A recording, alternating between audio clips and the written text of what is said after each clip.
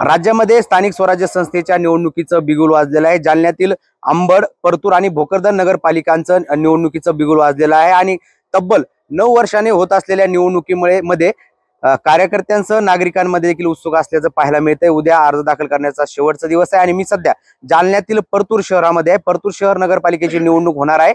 निवडणुकीत कोणते प्रमुख मुद्दे गाजतील, कोणत्या मुद्द्यांवरती निवडणूक होणार आहे, परतूर शहराचे प्रश्न काय आहेत या संदर्भात आपण येथील काही राजकीय पदाधिकारी आपल्या सोबत आहेत, त्याचबरोबर काही सामाजिक कार्यकर्ते यांच्याकडनं परतूर नगरपालिका नेमकी कोणत्या मुद्द्यावर लढली जाऊ शकते, कोणत्या प्रश्नांना नगरपालिकेमध्ये निवडणुकीमध्ये कोणते प्रश्न गाजू शकतात या संदर्भात आपण या राजकीय पदाधिकाऱ्यासह सामाजिक कार्यकर्त्यांशी संवाद साधणार आहोत।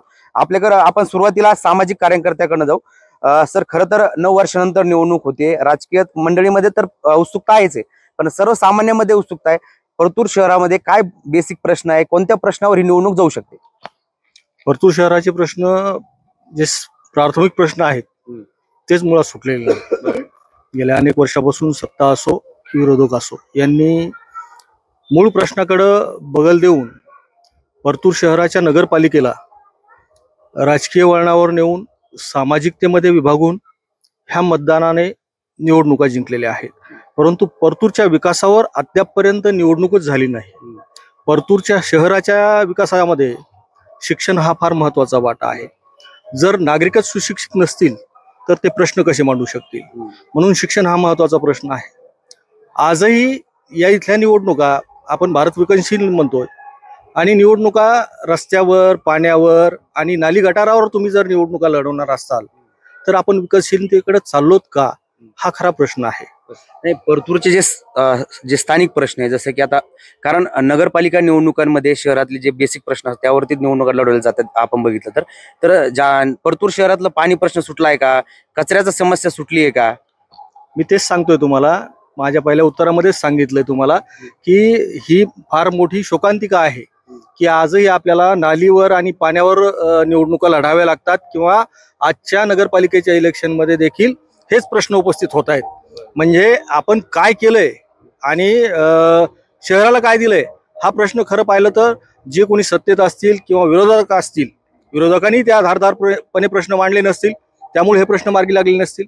ही प्रमुख प्रश्न तशीच आहेत। ठीक आहे, आपण आता राजकीय मंडळीच्या काही प्रतिक्रिया घेऊ। सर, खरं म्हणजे तुम्ही जरी तर नगरपालिकेमध्ये सत्तेमध्ये नसला भाजप म्हणून, पण विरोधकांनी प्रश्न मांडले नाही, त्यामुळे आता ही निवडणूक स्थानिक म्हणजे गटार असतील रस्त्यावर लढावं लागते आता यावेळेस। बरोबर आहे, ही निवडणूक आपण विकासावर लढणार आहोत। लोणीकर साहेबांना या शहरामध्ये शहरासाठी 32 कोटीचे अंतर्गत रस्ते आणले, पण स्थानिक प्रश्न सुटले नाही म्हणतात सामाजिक कार्यकर्ते। नाही सुटलेले कोण नाही म्हणते सुटले, बरेच प्रश्न सुटले। लोणीकर साहेबांना पाणी पुरवठ्यासाठी जवळपास 27 कोटी दिले, ते पाण्याचा प्रश्न मार्गी लागला। राहिला विषय आता याचा घंटागाडीचा आणि याचा स्वच्छतेचा, ते 8 महिन्यापासून प्रशासन असल्यामुळे त्या लोकांची पेमेंट नसल्यामुळे ते आज कामावर येत नाही। लवकरच लोणीकर साहेबांना देवेंद्र भाऊशी पाठीमागे बोलणं झालेलं आहे, त्याचा प्रश्न हप्त्याभरात सुटूच नाही, त्यांच्या पगारी लवकर होऊन ते सुद्धा कामावर रुजू होतील। मला हा प्रश्न विचारायचा तुम्हाला, आता ही निवडणूक कोणत्या प्रश्नावरती लढल्या जाऊ शकते? परतूरची कोणते प्रश्न महत्वाचे आहेत या निवडणुकीमध्ये? कोणत्या प्रश्नावर नाही, ही निवडणूक फक्त विकासावर लढणार आहे आपण। विकासावर म्हणजे काय, मला ते एकदा थोडं सांगा तुम्ही समजून। म्हणजे विकासावर म्हणजे कोणत्या प्रश्नावर आणि कोणत्या मुद्द्यावर लढणार? विकास म्हणजे सर्वांगीण लोकांचे प्रश्न असतात, गल्ली बोळ्यातले, प्रभागातील, ते सर्व प्रश्न आतापर्यंत लोणीकर साहेबांच्या माध्यमातून आम्ही सोडत आलो आहोत आणि ते पुढे सोडवणार आणि त्या माध्यमातून आम्ही भारतीय जनता पार्टीचा झेंडा या नगरपालिकेवर फडकवणार। साहेब, खरं तर मागच्या वेळेस जी आपण बऱ्याच दिवसापासून निवडणूक होते, उत्सुकता आहे सगळ्या मतदारांमध्ये, काय परतूरची शहराची काय स्थिती आहे, कशावर निवडणूक होईल? नाही, विषय असा आहे महत्वाचा की परतूर नगरपालिका मागील 35 वर्षापासून एका पर्टिक्युलर व्यक्तींच्या ताब्यात आहे आणि जे मूलभूत सुविधा नागरिकांना मिळायला पाहिजे, या लोकांनी काय केलं की शहराला 2 भागात विभागला, म्हणजे वैयक्तिकरित्या एक मोंडा भाग आणि एक गाव भाग, आणि मग सत्ताधारी राज्याचे असो किंवा शहरातले असो यांनी गाव भागातला जाणून बुजून टाळण्याचा प्रयत्न केला। आजही तुम्ही प्रभाग क्रमांक 3, 4, 5 हे जे मुस्लिम बहुल भाग आहे, ह्या भागात साधी नाली, कचरा, पाण्याची व्यवस्था, रोडची अवस्था, हे सगळे जर विषय पाहिले तर विकासाचा जे मुद्दा हे लोक सांगतात आज की आम्ही विकासाच्या मुद्द्यावर निवडणूक लढणार आहे, म्हणजे शहराला कुठली आजही शैक्षणिक व्यवस्था नाही, नगरपालिकेने आजपर्यंत कुठली बालवाडी सुद्धा उघडलेली नाही, आरोग्याची कुठली व्यवस्था या नगरपालिकेने आतापर्यंत शहरात केलेली नाही, एखादा छोटासा आरोग्य केंद्र सुद्धा नगरपालिकेच्या वतीने या ठिकाणी नाही, म्हणजे शैक्षणिक मुद्दा यांच्याकडे नाही, आरोग्याचा विषय यांच्याकडे नाही, मग कुठल्या तुम्ही विकासाच्या गप्पा हाणतात? आणि आम्ही तर साधे रोड, नाली, साफसफाई, कचरा, घंटागाडी या मुद्द्यापासून सुद्धा वंचित आहोत. म्हणजे जाणून बुजून एका समाजाला दुर्लक्षित करण्याचं जे काम या सत्ताधाऱ्यांनी आतापर्यंत केला, आम्ही याच्या विरोधात या निवडणुकीला समोर जाणार आहोत. दादा, खरं तर यांनी म्हटल्याप्रमाणे हे साध्या गोष्टी आहे की नगरपालिकेची शाळा नाही, आरोग्य केंद्र नाही. खरंच इतके वर्ष झालं हे शक्य होतं, करणं शक्य होतं नगरपालिकेला, काय केलं नसावं? आणि आता निवडणूक कोणत्या मुद्द्यावर आणि काय समस्या परतूरकरांच्या आहेत? शहरामध्ये कदाचित तुम्ही रेल्वे स्टेशनवरून आला असाल तर केंद्र सरकारचं जे काही अमृत स्टेशन जे सुरू आहे, त्या अमृत स्टेशन अंतर्गत केंद्र सरकारतर्फे भारतीय जनता पार्टीचा शहराचा एक मुख्य विषय असलेला, जिथून मोठ्या प्रमाणावर वर्दळ होते, शहरातले ग्रामीण लोक त्या ठिकाणून जातात. भारतीय जनता पार्टीचं केंद्रात सरकार आहे, तिथेही आम्ही विशेष लक्ष देण्याचं काम केलेलं आहे. त्याच्यानंतर राहिला विषय दिंडी मार्गाचा, तर भारतीय जनता पार्टी म्हणून 30 वर्षापासून आम्ही इथं सत्तेमध्ये नाही आहोत. जर भारतीय जनता पार्टी म्हणून जर आमच्या राज्यामध्ये असलेल्या सरकारला माननीय देवाभाऊंच्या नेतृत्वामध्ये जर या ठिकाणी नगर परिषदेची सत्ता दिली, तर आमच्याकडे तुम्ही जर थोडंसं समोर आले तर आता उर्दू शाळेला डॉक्टर APJ अब्दुल कलाम नाव दिलं आणि ती इमारत मोडकळीस आली होती. जसं आमच्या विरोधकांनी सांगितलं की बाबा इथं तुम्ही आमच्याकडं एका विशिष्ट नजरेने एका विशिष्ट समाजाकडे पाहता, पण उर्दू शाळेला देशाचे कर्तबगार जे काही राष्ट्रपती राहिले त्यांचं नाव त्या ठिकाणी केंद्र सरकार मार्फत देण्यात आलेलं आहे. आणि त्या ठिकाणी उर्दू शाळेचा जो प्रश्न आहे तो निकाली नामदार लोणीकर साहेबांच्या माध्यमातून निघाला. राहिला विषय दुसरा विकासाचा, तुम्ही विकासाचे काय मुद्दे घेऊन जाणार? तर नगर परिषदेमध्ये आमची सत्ता नसल्यामुळं आमचे जे काही मागच्या वेळेस नगरसेवक निवडून आले होते, हे आमचे सन्मान्य नगरसेवक आहेत. जे काही समाजाचे प्रश्न होते त्यांनी नगर परिषदेमध्ये सत्ता नसताना सुद्धा वेळोवेळी पाठपुरावा नामदार लोणीकर साहेबांकडे त्या ठिकाणी केला. आणि शहरातले रस्त्याचा जो सगळ्यात मोठा प्रश्न होता की शहरामध्ये आता आमच्या इकडं काही वार्ड क्रमांक 6 आहे, तिथं 3 घरं आहेत आणि 3 घराला जवळपास 10 लाखाचा आम्ही रस्ता दिला. साहेब, इथं आमची सत्ता नसताना आम्ही आमदार फंडातून कामं केले, लोकप्रतिनिधींच्या सर्व सहकार्यानं आमच्या भाजपच्या नगरसेवकांना त्या ठिकाणी प्रश्न उपस्थित केले. राहिला विषय गावमोंढा, तर गावमोंढा जो विषय आहे हा विषय मुद्दाम रंगवला जातोय. गावातल्या आता इंदिरानगरमध्ये 80-90% त्या ठिकाणी आमचे मुस्लिम बांधव राहतात. त्या ठिकाणी 3.5 कोटीचा निधी नामदार लोणीकर साहेबांच्या माध्यमातून त्या ठिकाणी देण्यात आला. त्या ठिकाणी दलित वस्तीचा विकास म्हणून त्या ठिकाणी नामदार लोणीकर साहेबांना त्या बूथवरती 60-65 मतदान आहे, पण तिथं कुठलाही भेदभाव न करता नामदार लोणीकर साहेबांनी त्या ठिकाणी कुठल्याही समाजाचा द्वेष, भारतीय जनता पार्टी सबका साथ सबका विकास, तर कुठलाही द्वेष, मूलभूत हक्कांकडे कोणाच्या दुर्लक्ष आम्ही करत नाही. तुमची सत्ता आहे नगरपालिकेवर, बेसिक प्रश्न सुटले नाहीत, आरोग्य केंद्र नाही, नगरपालिकेची शाळा नाही, रस्ते नाही, कसं समोर जाणार निवडणुकीला? कारण बेसिक प्रश्न नगरपालिकेकडनं सुटलेले दिसत नाही. नाही, कोण म्हणतं बेसिक प्रश्न सुटलेला नाही? जेतल्या साहेब यावेळी 35 वर्षापासून नगरपालिकेवर आहेत. जेतल्या साहेबांनी आतापर्यंत पूर्ण रस्ते केले, नाल्या केल्या, पिण्याच्या पाण्याचा प्रश्न जो होता तो पण सोडलेला आहे ना. आणि आतापर्यंत जे काय वार्डावार्ड आमच्या दलित वस्तीमध्ये 1 कोटीचा बौद्ध विहार बांधलं त्यांनी.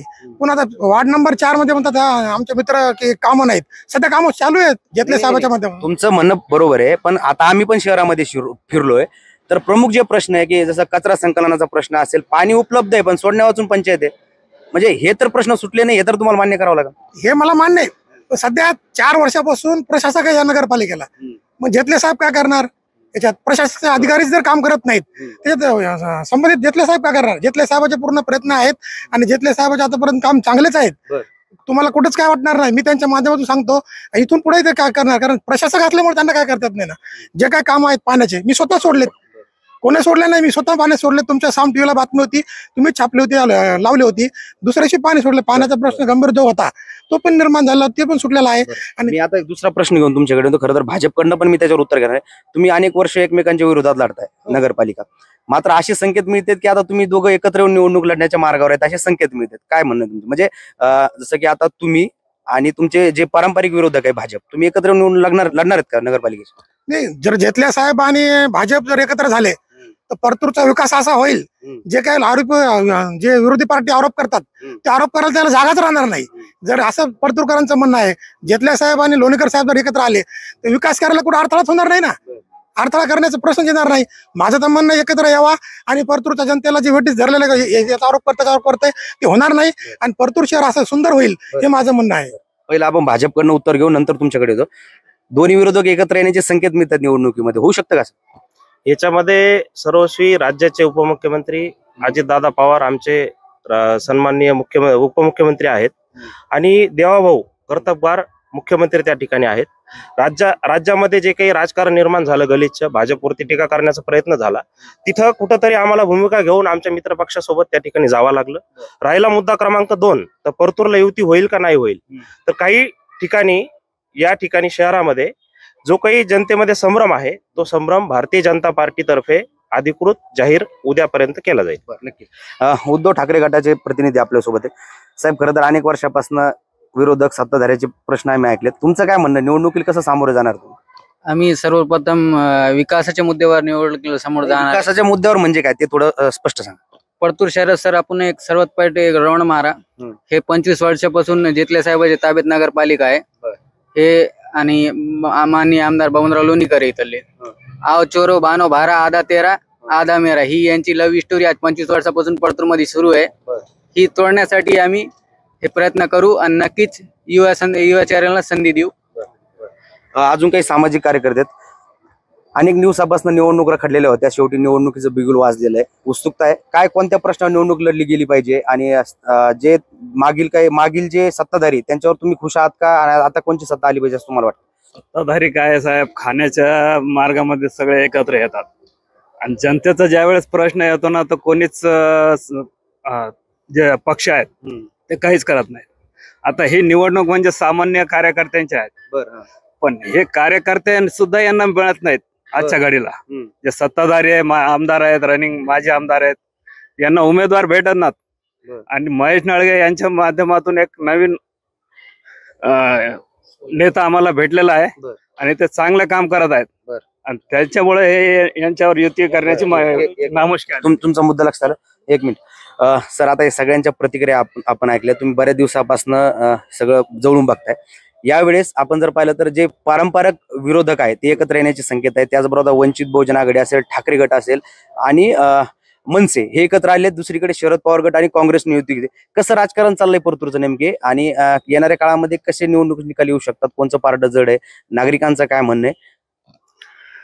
मागील परतूर नगरपालिका जाहीर झाल्यापासून युती आघाडी यांच्या ज्या बैठका चालू आहेत आणि याच्या माध्यमातून आज परतूर शहराचं चित्र असं आहे की अद्याप तरी जी महायुती आहे, अजित पवार गट, राष्ट्रवादी आणि भाजप, अद्याप तरी त्यांनी पत्रकार परिषद घेऊन संकेत दिलेले नाहीत की आम्ही स्वतः एकत्र होऊन लढू.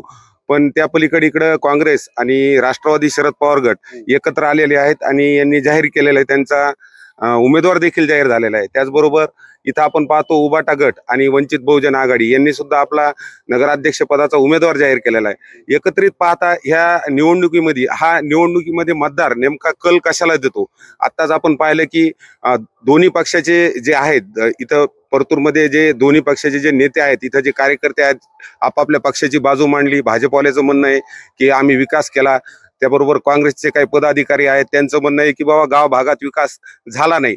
आता ह्या प्रश्नाला जनता काय उत्तर देते? नेमकं विकास झाला का नाही झाला हे प्रत्यक्षदर्शी जर पाहिलं की आणखी पण परतूर बऱ्याच ठिकाणी विकासापासून वंचित आहे आणि हा विकास भरून काढण्यासाठी नेमकी जनता कल कोणाला देते हे पाहणं निश्चित. आणि ही जी निवडणूक आहे फार अटीतटीची राहणार आहे, फार प्रतिष्ठेची राहणार आहे आणि सगळे जे नेते आहेत हे सर्व नेते, कारण 9 वर्षानंतर नगरपालिकेची निवडणूक होऊ घातली आहे. 2016ला निवडणूक झाली होती, त्यामध्ये जेतले यांचा नगराध्यक्ष पदासाठी त्यांच्या पत्नी विमलताई जेतले उभा होत्या, त्या निवडून आल्यात आणि त्या ठिकाणी भाजपच्या मंदाताई लोणीकर यांचा पराभव झाला होता. पण आजच्या घडीला लोणीकर आणि आदरणीय जेतले साहेब एकत्र येत आहे आणि इकडून महाविकास आघाडीची ताकद पण कमी नाही राहिलेली आहे. एकंदरीत सर्व जर विचार केला तर मतदाराचा कौल अद्याप तरी काही स्पष्ट झालेला नाही. पण हा जो मुद्दा आहे, गाव भागात विकास झाला नाही आणि मोंढा भागात विकास झाला, हा मुद्दा सध्या राजकीय वातावरण तापवत आहे आणि ह्याच मुद्द्यावर मला तरी वाटतं आजच्या घडीला ह्या मुद्द्यावर निवडणुकीत रंगत आली आहे. सर, दुसरा प्रश्न याला जोडून आहे की मी तुम्हाला सुरुवातीला उल्लेख केला की जे पारंपरिक विरोधक आहेत ते एकत्र येण्याचे संकेत तर आहेत, चर्चा तर आहेत, पण दुसरीकडे जे आता वंचित बहुजन आघाडी, ठाकरे गट, मनसे एकत्र आलेत, दुसरीकडे काँग्रेस आणि शरद पवार गट एकत्र आले, याचा कसं या निवडणुकीमध्ये इम्पॅक्ट होऊ शकतो? कारण गेले आपण पाहिलं तर सत्ताधाऱ्यांवरती विरोधकांनी आरोप केलेत, विरोधकांवरती सत्ताधाऱ्यांनी आरोप केले, मात्र एक तिसरा पर्याय जनतेसाठी जो समोर आला त्याला पसंती मिळेल का? जनतेचं काय म्हणणं आहे? काल काँग्रेस आणि शरद पवार राष्ट्रवादी गटाची पत्रकार परिषद झाली.